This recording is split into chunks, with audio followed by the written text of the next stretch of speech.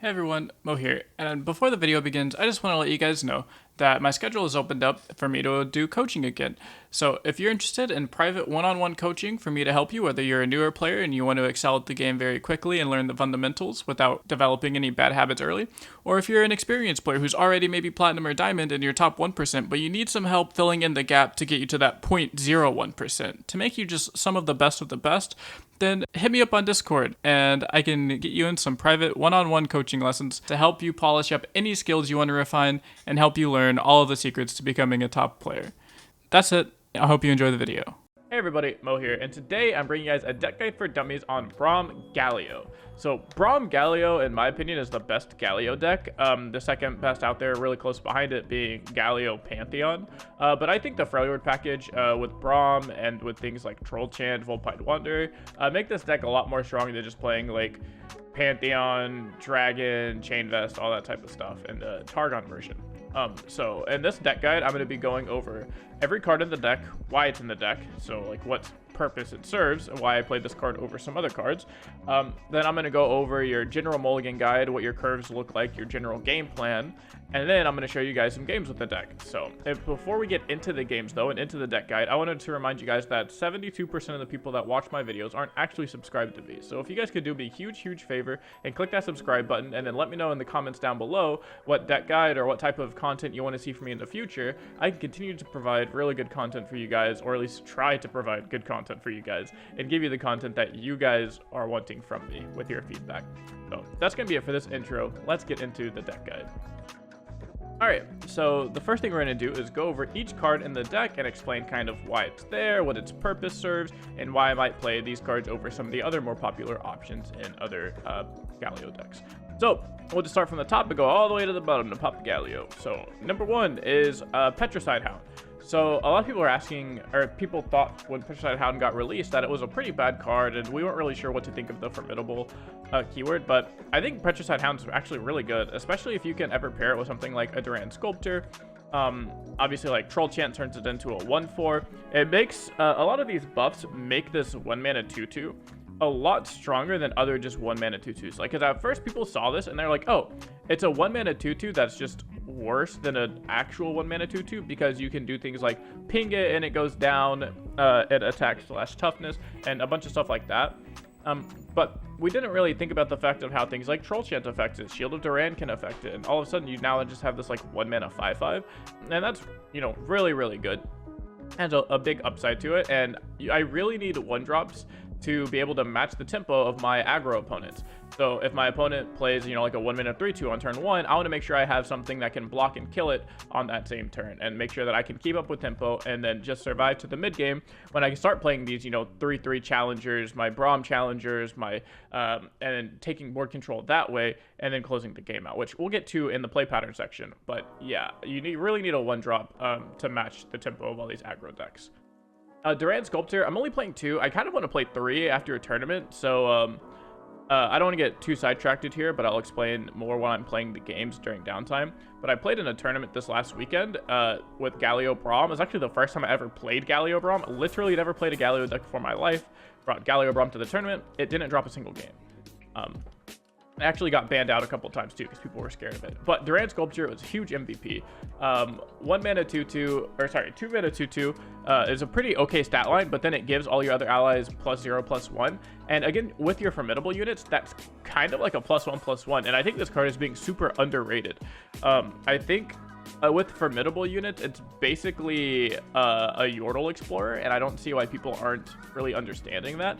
Because if you give a Petricide Broadwing +1 health, then it turns into a 0/4, and you're not just giving it like +1 HP, you know, because it attacks with its HP, you're also giving it an extra attack. So this is basically just Yordle Captain, Yordle Explorer, but for a formidable units. And there are a lot of times where like I won't play Petricide Hound on 1, I'll just go Duran Sculptor on 2, and then turn 3 Petricide Hound Broadwing, and it's just like, okay, I just played a 1-mana 3/3 and a 2-mana 4/4 challenger unit on turn 3, and that's just not very balanced at all. I think this card is really strong, and I'll probably end up going to a 3 of. It'll probably look something like this. This is what I'll go with, because this card is really strong. Next is Petricide Broadwing. Don't really need to explain much here. 2-mana 3/3 challenger unit is absolutely nuts. It's 2 mana 3/3 that can double trade, so you can pull like, you know, a 2 power unit the first time, and then you can still block a 1 HP unit afterwards. So you easily 2-for-1 any deck that's playing multiple units. So against like Nard decks, they usually go like turn 1 Inventive Chemist, turn 2 Stone Stackers. Well, you can block Stone Stackers with this, and then the next turn pull in the 2/1, and now you just went 2-for-1 with your Petricide Broadwing, and you're on your way to running your opponents out of cards and taking board control. Sharpsight Single Combat Troll Chant. I don't really need to go into these. They're all just really good combat tricks. You know, cheap combat tricks. Troll Chant is a fucking beast in this deck. Like, being able... The downside that Freljord had in combat with combat tricks was Freljord had a lot of ways to keep their units alive, but they had 0 ways to make their units actually bigger to trade with your opponent outside of Sejuani's spell. So, and I guess Battle Fury, but that doesn't really count. So what Troll Chant does in formidable decks is it actually gives these guys power. So instead of Troll Chant usually just being like, oh, I'm going to save my unit unless you have 4 more power, it's, I'm not just saving my unit, but if it's a formidable unit, I'm actually going to grow my unit big enough to kill yours. And it's actually just like a better Sharpsight, which is super, super nuts on some of these formidable units. On top of that, Troll Chant just is a really good combat trick in itself. It's just with the added benefit of making your units deal more damage is absolutely nuts. Next card is Vulpine Wander. So the reason this card is in the deck is stances. I mean, stances are actually good. Stances aren't bad. That's not why Udyr is bad. That's a whole other video. But the stances themselves are good. So being able to be on this 2 mana 2/2 and get some stances, like, that's really nuts. Being able to give, was it this one? The amount of times I've gone and like gotten Boar Stance and just gone like turn 2 Broadwing, turn 3 Vulpine Wanderer into get the regeneration, put that on my Broadwing. Boom, now you have a 2 mana 5/5 regeneration challenger unit, which is like nuts. Like, that's so crazy. Even if you combine all the mana together, that's like a 5 mana 5/5 challenger regeneration. That's still pretty good. Like, that's really nuts, seeing as how you can still give it permanent buffs with things like Shield of Duran and, you know, stuff like that. It's really crazy. On top of that, I've used it before to grant Overwhelm to some of my units, because sometimes you do just have this really big Galio or this really big Broadwing, and you don't have a way to actually end the game, and it's a good way to give things Challenger. You can use it against aggro as a way to, like, board wipe them. You know, deal 1 damage to everything, could kill off all their 1 HP units, or bring their units to a low enough HP to where you can trade with them and challenge them in. It's just a very versatile card, and it gives you a bunch of different ways to play the game, and that's why I really like it. Next is Durian Architect. The only non-formidable card we really have in this deck is Braum, but this is actually what makes Braum super broken. Is we'll get to Braum in a second. And then when we do, I'll go back over Durian Architect and kind of talk about them together. Just know that this card is really good. Shield of Duran, very standard combat trick. Again, I don't really need to explain it, just like with Sharpsight Troll Chant. It's just 3 mana, give something +3 HP, and then round start granted +2. So it's kind of like 3 mana, give a formidable unit +5/+5, which is absolutely crazy. And then I have Wings of War here instead of Concerted Strike. And originally I was actually playing 2 Winds of War and a Concerted Strike, but I realized quickly that you actually want your units to take damage because of Galio level up. And Galio level up says each round, the first time an ally takes damage, you rally. And with Concerted Strike, you can remove your opponent's units, but you don't actually have a way to force out the Galio trigger if they don't attack into you. And that's what Winds of War does, is it still removes a unit, because most of the time it just has full heal and ally, so you're going to have a really big ally in play. I mean, obviously you have a Galio if you have a leveled Galio in play. And that's why you want the Winds of War. So, you know, you're going to have this like 9/9 unit, and that's going to be able to kill just about anything in the game at that point. So that's why I'm on triple Winds of War instead of Concerted Strike. You could definitely make a case to go 2 Winds of War, 1 Concerted, just in case you want something like big or something early. There was a game where I needed a Concerted Strike on, like, I think it was turn 3 or turn 4, where I really, really needed a Concerted Strike because I needed to do 6 damage to something, but I only had, you know, like a 3/3 and a 2/2 in play, or like a 3/3 and a 3/3 in play. So that's why, you know, the scenarios like that is what makes Concerted Strike better. It's really up to the meta. Next is Braum. So now we can talk about Durian Architect and why Braum fits in this deck, and why I think the Braum variant of Galio is just much stronger. Braum is actually a really good card. Beside popular belief of saying, like, oh, you know, 1/6 Braum was good, everything else is kind of bad. being able to print a 3/3 Mighty Poro just off of the first time surviving damage is pretty good. Outside of that, you now have a way to actually make Braum a serious threat if you draw Durian Architect with it. So Durian Architect has support, give my supported ally +0/+2 and formidable this round. So you can give things formidable, aka Braum. So you turn Braum into an 8/8 challenger with regeneration if you have Durian Architect, which is absolutely absurd. Your Braum's turns from being into this like, oh, I hope I level, to not really doing anything, to, hey, I'm an actual threat, I'm an 8/8 challenger unit on turn 4, I can kill literally anything in the game, and it completely stops your opponent on tempo. Because if you're attacking on event and you go like Durian Architect on 3, here's Braum on 4, your opponent literally can't play any cards. Because if they play any like decently sized unit, your Braum's just going to pull it in. They didn't play anything bigger than 4 attack on turns 1, 2, and 3, so you don't have to worry about your Durian Architect dying on the attack. So you at worst get to attack with this thing twice, or attack with it once, and then you force your opponent to trade a card in a removal spell for it. So Durian Architect ends up going 2 for 1 every single time. And then on top of that, like, Braum just starts spitting out Mighty Poros. If you level the Braum, you get Mighty Poros all the fucking time. If your Braum takes damage when you have a leveled up Galio, then not only are you printing Mighty Poros, but now you're rallying. You could use things like the Stance Girl and gotten the deal 1 damage to everything else. When I had Galio, I had in tournament leveled Galio, leveled Braum. I did Ram Stance, did 1 damage to my Braum, summoned a Mighty Poro, and rallied all in the same turn. And it was just like an absolutely like crazy scenario. But just the fact that you can give this thing formidable and he's an actual threat now and turns into an 8/8 challenger is absolutely nuts. And that's why you need 3 Durian Architect. And because Durian Architect has 4 HP for some reason, it's actually really, really hard to block early on. And if they do have a unit that has more than 4 HP, you can usually just, or more than 4 attack, you can just pull it with Braum and have it not be a problem. Then I have 2 rallies because you're a big Demacia deck and you need rallies to beat things like Control. You need Mountain Drake because he's just like a really big end-game finisher. And same with Galio, just really big end-game finisher. These are kind of like your big bombs and how you're ending a lot of games. So that's why, that's the purpose of each card, why they're in the deck, kind of like the deck overview. I know this part was a little long, but it is a brand new deck with a bunch of brand new cards. And I want you guys to understand why each card is in here.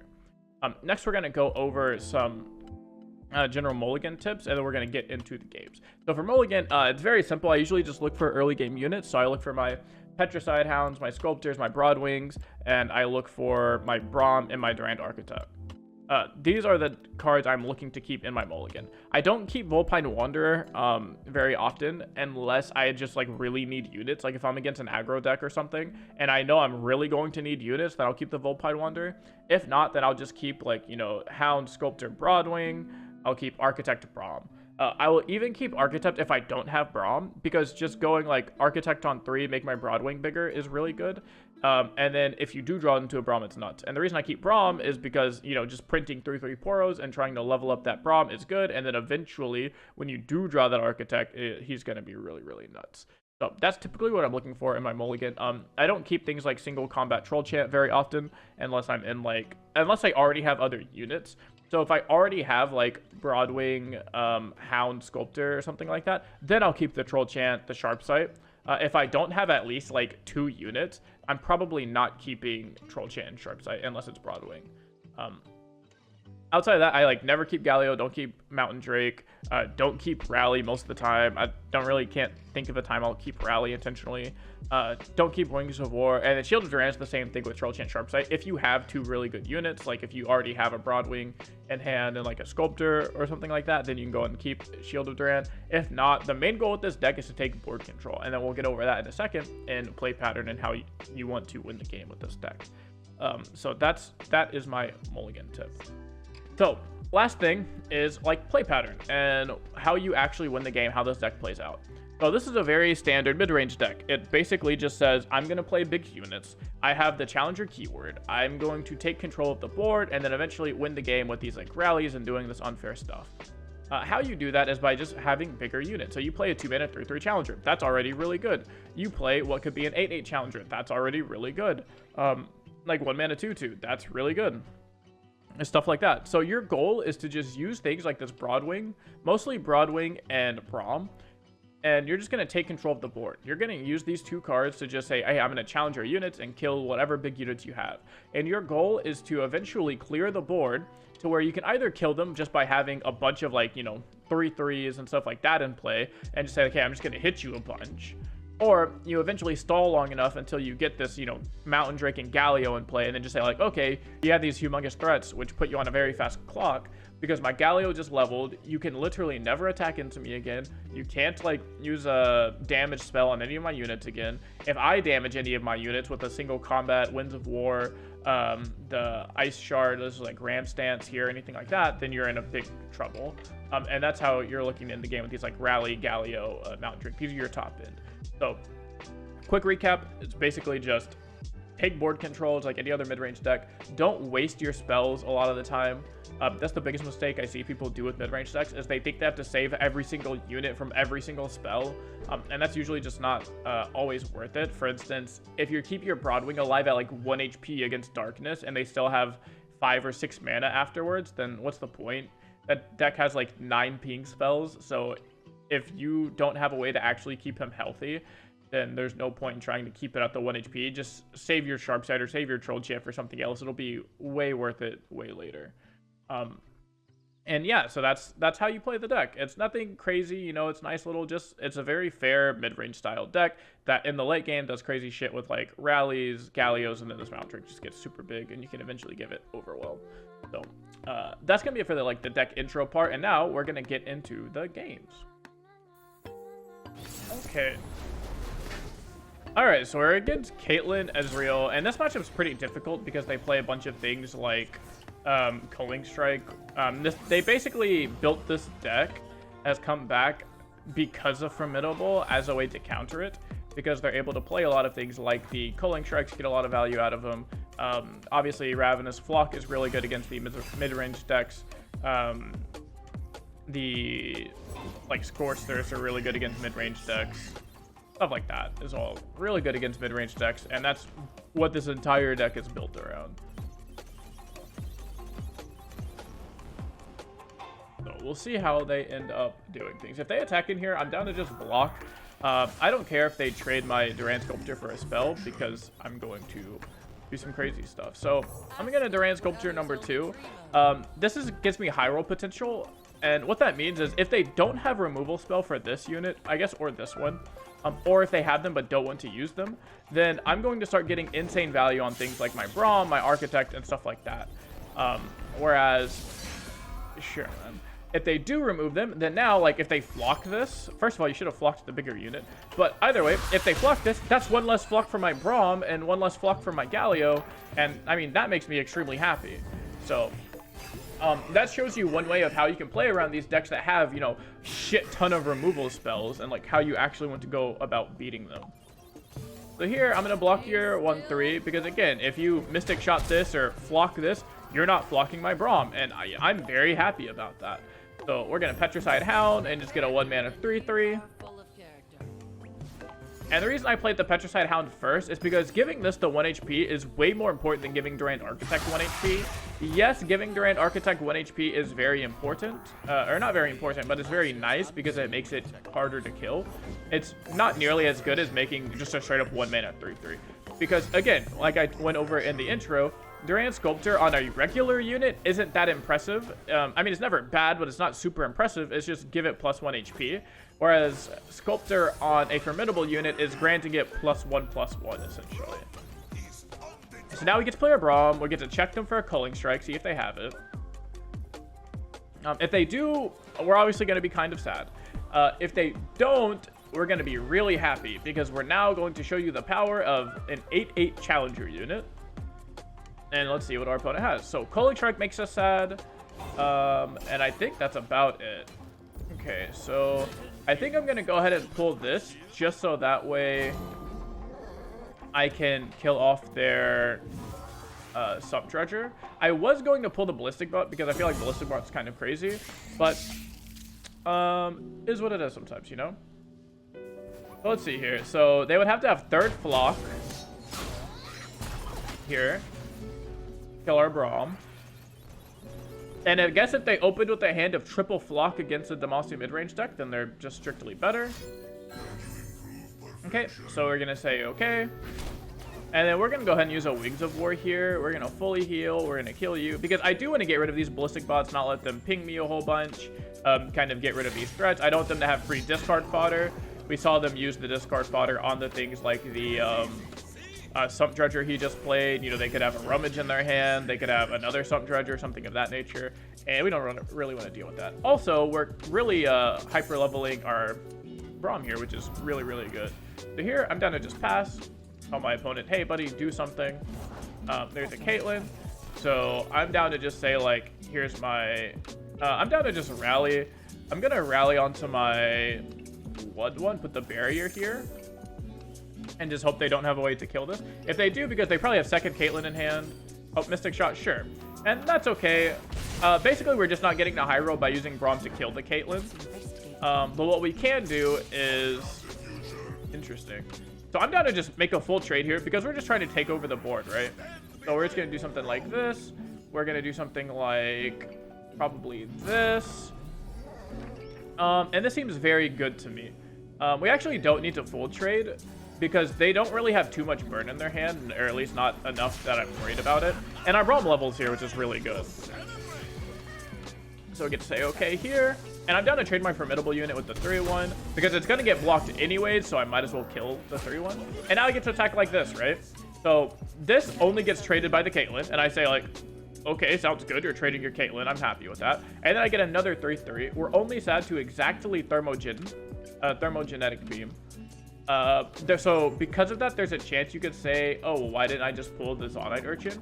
Because then I'm not sad to any thermogenetic beam, and we're kind of big chillin'. Especially since I'm playing Galio next turn. Sure. Especially since I'm playing Galio next turn, I probably want this Braum alive anyways, because if Braum lives and I get to play Galio, I kind of just win the game. They put traps in my deck, which is really funny, because if it hits Braum, I just get a free 3-3. And that would make me laugh pretty hard. So we're just going to play this Galio card. We're going to level up our Galio. And we should be chilling here. Our opponent shouldn't be able to really do too much to contest us. They very obviously didn't have the Culling Strike at this point. They could have a Tri-Beam. How much would they Tri-Beam us for? One, assuming they had it in their hand at the beginning. Be 1, 2. Sump Dredger is 3. I think that's it. So it hit us for 4, which is not nearly enough. So I'm just going to pull in a 2-1 here. And just full send it and just tell my opponent, hey, you know, deal with something. I'm getting a free 3-3 here. Yep, we're going to say okay. We might lose our Braum. If we do, you know, we're going to be sad because then our Galio won't level. They have drawn a decent amount of cards thanks to these, like, Zonite Urchins and stuff. So they are Tri-Beaming us for 4. We were right. And I mean, that's fine. We're still leveling our Galio, which means you can never attack into us. If you flash bomb us, because they put flash bombs into our deck, if we draw a flash bomb, that's actually really good for us because we get to rally. Cool. So we just get to rally now. So we actually hard counter this deck as long as they don't have things like the... I don't say we hard counter this deck, but we got to a point to where we are doing okay. So we're just going to pull you. And I think... So I think we can actually win this game. It's going to be quite close. So I think we can do something like full heal you and just have you kill off all of their units. And then they shouldn't be able to block here, which is really good. Yep. And we have Wings of War again. We'll probably do it here. And that looks like it's going to be lethal.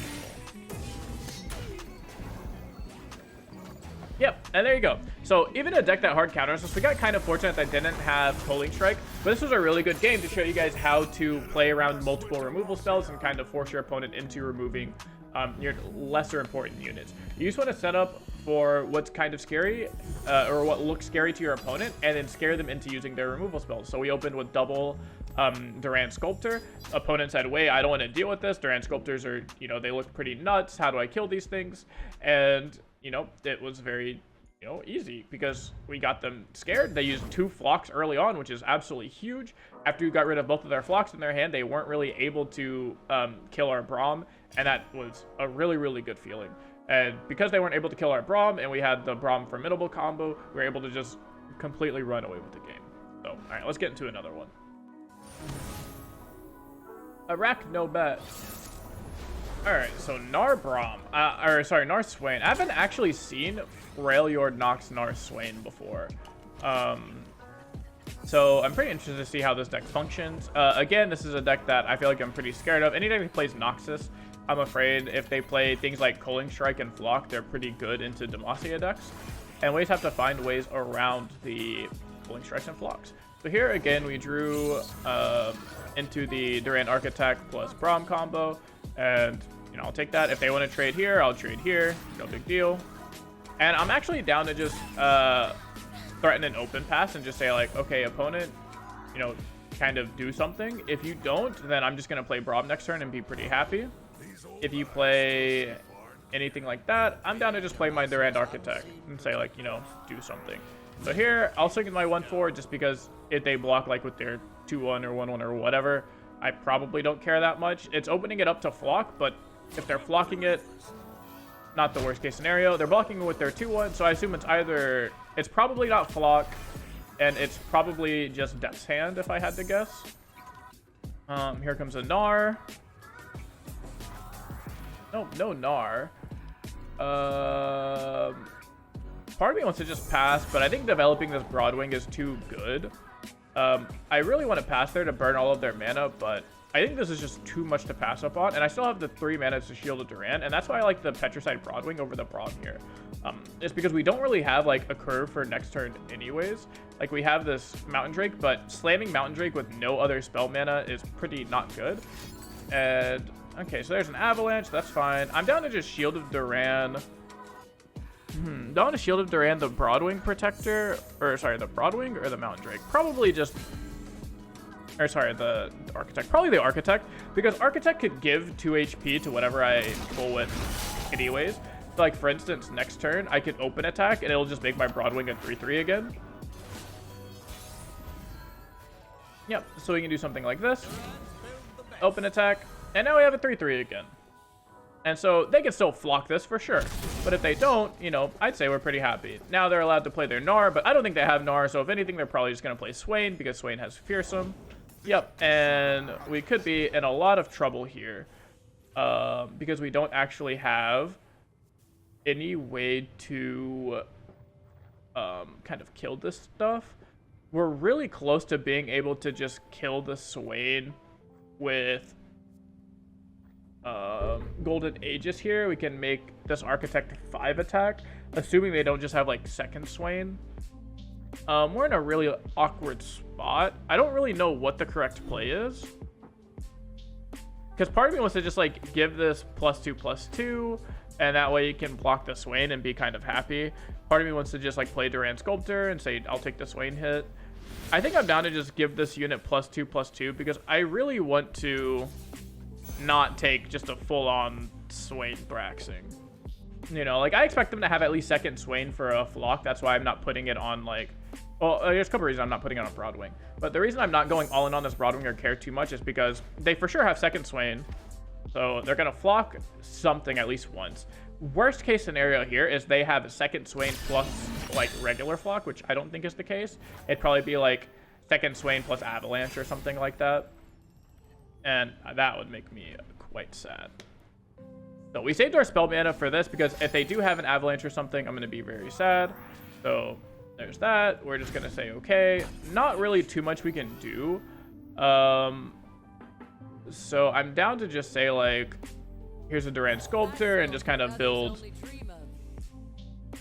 my board up. We don't have a way to kill off the Swain again or to block Swain because they did have Scorched Earth. pretty annoying. Having cheap ways to deal with my really large units, like the Scorched Earth, the Ravenous Claw, stuff like that is very annoying. There's Death's Hand, so he's really just trying to level up Swain before attacking, I assume is what's happening. I don't actually think he can do that. So yeah, so we're just gonna play Braum. And he is leveling the Swain now, which is fairly annoying. But not really much we can do. If they have all of that into like Leviathan, we're gonna be quite sad. But hopefully we're chilling. Who knows? Who knows? So I am gonna play Mountain Drake here. I'm down to just kind of swing. That's not very impactful. So yeah, I'm down to play Mountain Drake. I don't want to play my Galio until I kind of have more of a board developed. We can wait until we develop more of a board here. We're not on a Leviathan turn, so we can't really pressure too much. And next turn, if all they do is just slam Leviathan, we could be okay. We're not going to be in a great spot, but we could be okay. Here, I'm down to just swing. We can pull in... I'm down to just pull in your Swain. Start leveling up my Braum. I get my Fearsome Blocker, which is really nice. You get hit for 6, which is really nice. Part of me is considering like a proactive Troll Chant because I know they have second Swain. And obviously, Troll Chant isn't going to help me against the Flock here. Because if they Flock Braum, I can only put it up to 4 HP. Which is, you know, not really good enough. Oh, if they just do that, I'm down to pass every time. I have my Fearsome Blocker. I'm kind of gaming. Wings of War is great. Leviathan. Yeah, this is great. So we're just going to do some of this. And now we can kill off... I'm just going to kill off their Swain. I could have played the 1-drop, but I really wanted to make sure they can't really attack me with anything. So I am going to Wings of War. The question is, what am I Wings of Warring? It's probably...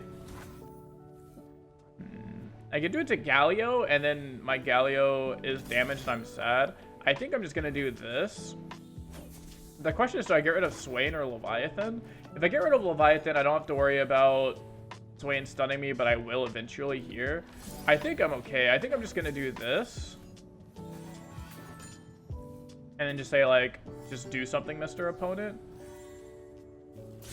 Force you to have exactly second Scorched Earth. If you have second Scorched Earth, we're still leveling. So, yeah. Even through second Scorched Earth, our Galio still levels, which means we get free rallies next turn and stuff like that. And we're kind of chilling. Like, we're obviously quite a bit more sad because we're not killing you next turn, like with the open attack. But... we do get to rally, we do get to do some stuff like that, so we're not going to be that sad, all in all things considered. Also, I'm going to Troll Chant my Broadwing onto his Leviathan, so that way I can actually kill the Leviathan and not have to worry about, you know, dealing with the Swain Leviathan in the future. I guess I didn't really say that out loud when I made the decision to kill the Leviathan, so that's my bad for not communicating that with you guys. But yeah, the reason we're killing the Swain here... Okay, so they do have a Scorched Earth, I believe. So we're just going to do something like this and like this. Oh, no, they're just trying to level up their... or they're trying to stop our Galio from leveling, I assume. Okay, so does this say at the... fully heal at the end of each round? So yeah, it says at the end of each round. So we could do this. And this. Because the regeneration happens at the end of each round.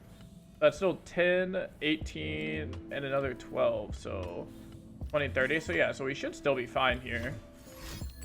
There's the Flock. That's pretty unfortunate. But again, we should still be leveled because we're just going to play this on top of that. But on top of that, anyways, we have the Braum is going to regeneration. I'm just going to hope that regeneration happens before the Galio trigger. It would have been cool to test, but yeah. So again, another Noxus deck back to back. I'm not cherry picking games, by the way. These are just kind of my anecdotal ladder games of the day. But yeah, another Noxus deck that's playing Flock, Scorched Earth, stuff like that. I mean, I assume Culling Strikes.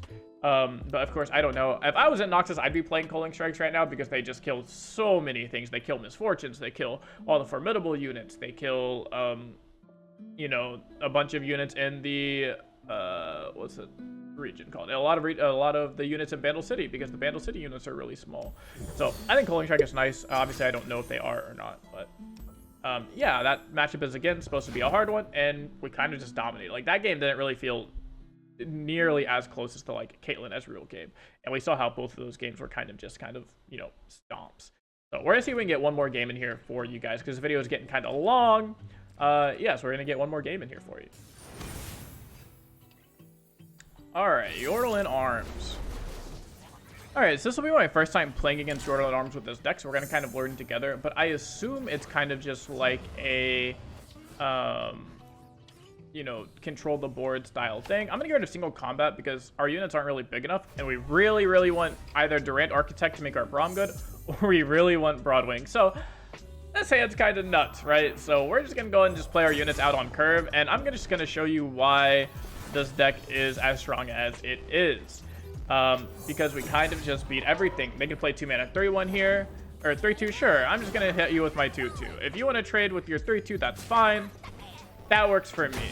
I just traded my 1-drop into your 2-drop. I just traded my 2-2 into your 3-2. And we still have this to kill off stuff in the future. I'm just going to go straight into my Durian Architect into Braum and start, you know, removing your board and slash, you know, killing you if I want to. If I feel like I can be on the aggressive end of things. So we're going to play Durian Architect. That's fine. We're going to curve into the Braum. And this hand was kind of just like the nuts. I'm glad I could show you guys this game. I know showing you the nut games is kind of counterproductive sometimes. I think I'm down to just pass here and then just say like do something. I don't know if I am down to pass. I think I'm just gonna hit you. I think I'm just gonna hit you for 4 and take board control. I don't care too much about what you could possibly play here, as much as I just want, you know, my 3-3. I want to get some damage in.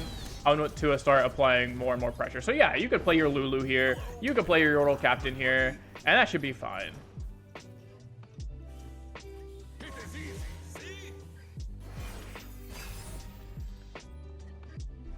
All right, so that was really good because that allows us to actually kill the Yordle Captain.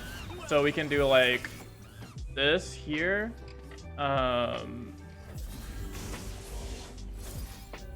We can do this, and then now we kill off their Yordle Captain because our unit's a 5/5. They can discard the Flame Chompers and stuff like that, but it shouldn't really matter too much. The worst case would be if they had Get Excited, because they could Get Excited, kill my Broadwing, and discard the Flame Chompers.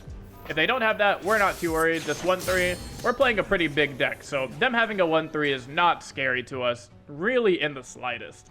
So we're kind of chilling. Okay, them having a 4/4 is pretty annoying. But we should be able to trade Lulu into, like, the Mighty Poro. So, if they do that, I mean, I'm down to just... Okay, that seems a lot better for them. Because now we can't kill things with our Braum. But, again, I'm down to just trade this. Trade my Mighty Poro into your 3/3.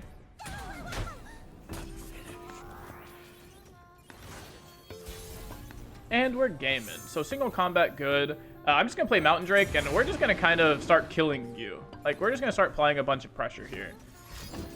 Scrap Heap, so they're going to try and find a really big unit to kind of save them here. But we have a bunch of combat tricks, so we should be able to remove their units. Again, with our Challenger units.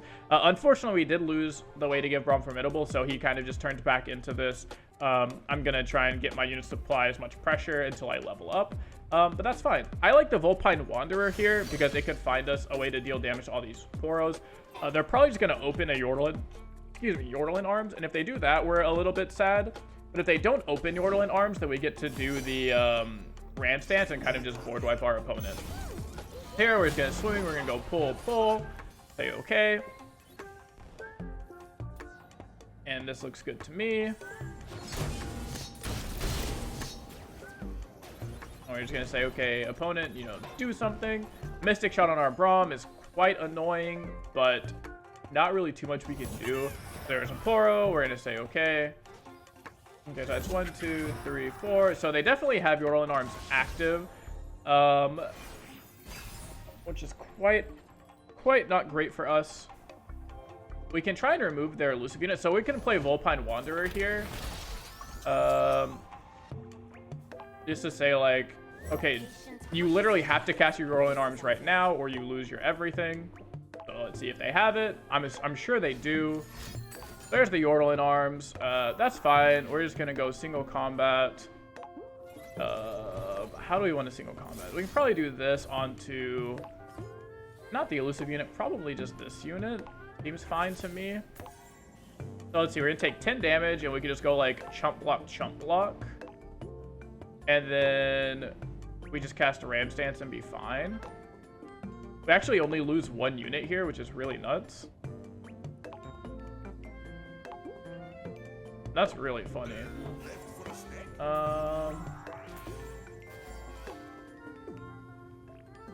That is pretty funny. But yeah, I'm down to do that. I'm actually down to do this. Probably better just to do this. Yeah, so I'm down to do this. And we can actually still Winds of War or something, and then we Troll Chant this. We actually only take the 10 damage, and we have a humongous board at the end of everything. Because I think Winds of War kills this, right? Yeah, Winds of War kills this, and then we just have Troll Chant to level up our Braum afterwards. Which is crazy. And we actually were almost able to do some crazy shit, which was like get this big enough to kill that also. Which was close, but not quite, right? So we can Troll Chant here. That puts it down to 6, and that's up to 6. I'd rather just level my Braum. And this way we can get some Poros next turn.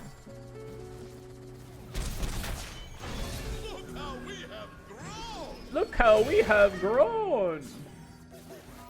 Yeah, so we're just gonna say okay.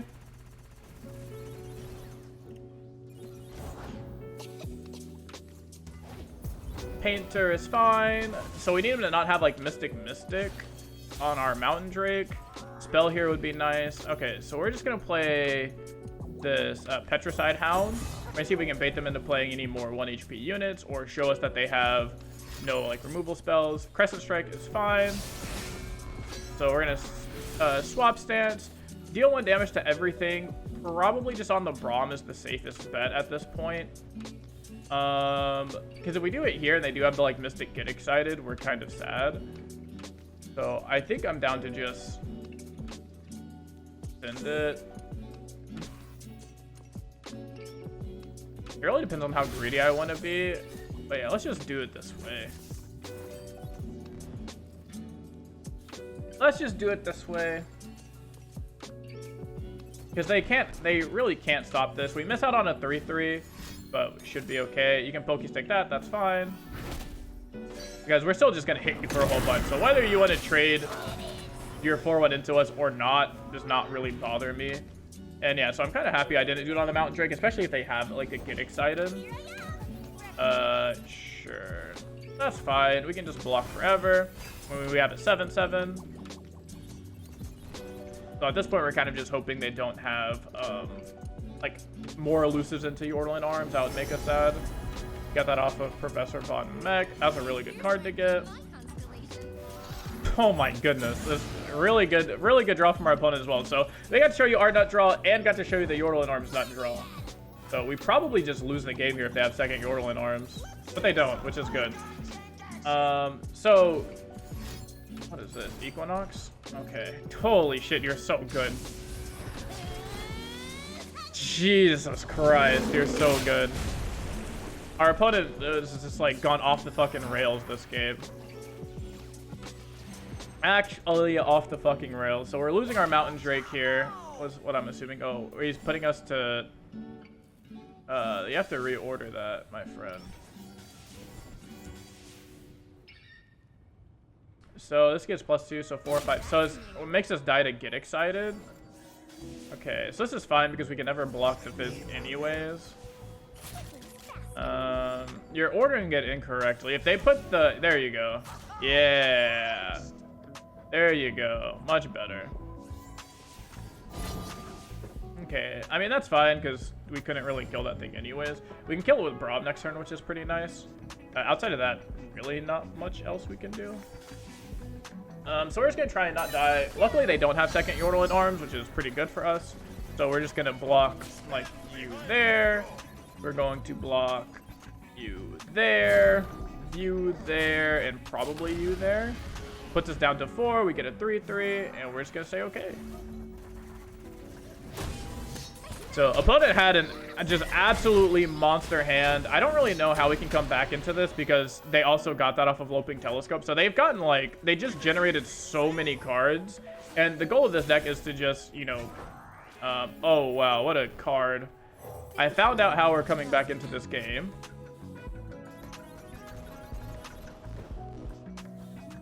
Okay, so we basically just have to hope they don't have Get Excited. Because if they have Get Excited, we can't really do much about it anyways. Chum the waters on that. Seems okay.